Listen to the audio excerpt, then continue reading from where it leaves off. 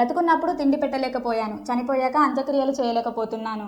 మహబూబ్ నగర్లో హృదయ విదారక సంఘటన. కొడుకు మృతదేహానికి అంత్యక్రియలు చేసేందుకు డబ్బులు లేక శ్మశానంలో 8 గంటలుగా ఏడుస్తూ కూర్చున్న కన్న తండ్రి.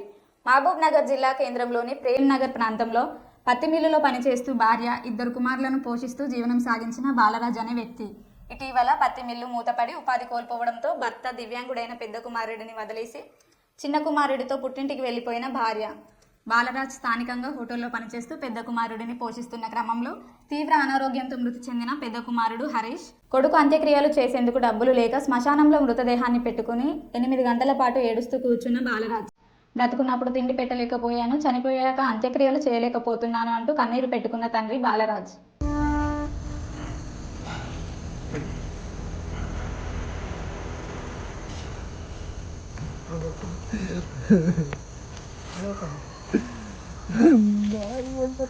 నీకు ఏం లేకుండా అయిపోతేవిరా, అమ్మ లేకుండా నాశనం చేసే బిడ్డ.